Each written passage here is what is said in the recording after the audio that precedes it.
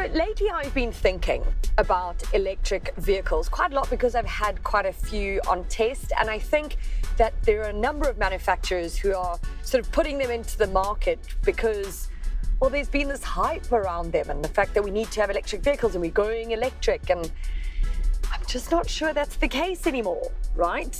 But the smart manufacturers aren't just putting in electric vehicles, but they're putting in the alternatives which for me make more sense, certainly at where we're at in this country. And that is a hybrid or a plug-in hybrid, which is what this Defender is. It's the 110 model and it is a plug-in hybrid. So it's got a motor or an engine and it's got an electric motor too, in fact. And I think what I love about a plug-in hybrid is that it offers the best of both worlds. So you can feel good about yourself because you're driving what is essentially an eco-friendlier car, but you don't have that range anxiety for when a charger doesn't work or the car's run out of battery and you're somewhere far out, or you want to go on a long road trip or somewhere out of town and it's planning. I don't have time for that. I don't have time for planning. Who does? Actually, in this time. Do you know who does? So when it comes to the Defender, which already offers so many different model types, right? Different engines and everything, it makes sense that it would now come as well with a plug-in hybrid. I think what is also quite smart is the fact that this could be any other standard Defender model. There isn't a lot to sort of differentiate it from its standard siblings. So it's got I think it's the P400 or the little badges basically on the outside, and then on the inside, I don't think you'd be able to tell, except for maybe the fact that it's got this EV button over here, which changes the modes, which I'll talk about in a second. But again, it makes you then not feel like you've done this huge departure from internal combustion engines or what you're used to. And in fact, you're actually just making perhaps a smarter choice for you, for your family, because each to their own, right?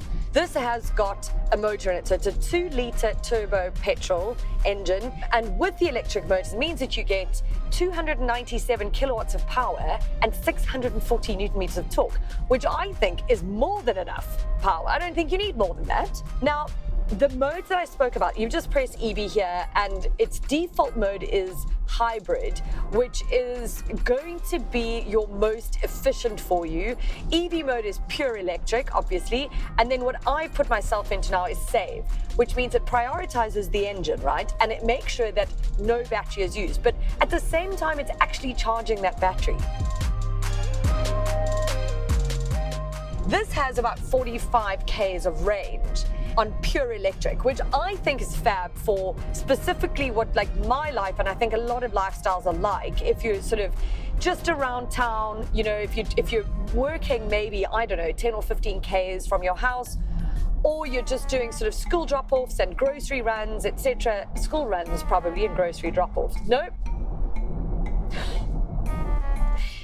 So if you're doing sort of school runs and grocery shopping and errands and everything like that, 45 Ks is more than enough. Because if you're plugging it in every night, or every second night even just about, I think you're going to be absolutely fine. You could do most of your driving in pure electric. But then your fuel consumption, if you're in hybrid, you can get down to about 4.5 litres per 100 Ks. Still fantastic. But here's the kicker. Okay, is it still worth buying a hybrid model over the standard model when this plug-in hybrid comes in at 2.1 million, around there? Okay, standard, no extras. I don't think there's enough incentive yet for people to buy such a plug-in hybrid. It's just too costly over what you could get. My choice would be one of the diesel options, because you're still going to have a very efficient car, but you're going to pay far less for it. And to make up the price difference, in your cost savings of fuel, I think it's going to take you a decade. If you want the sort of environmentally friendly street cred, then sure, then get this car because it's fantastic and it really does offer the best of both worlds. But if you're sort of umming and ahhing and you want a Defender and you think, oh gosh, I want the efficiency, but I don't want to spend that extra money, go for a diesel model. Honestly, I don't think you'll feel bad. Well, the government needs to start incentivizing us, and they haven't yet. So until then, don't feel guilty. You buy the car that you want to buy.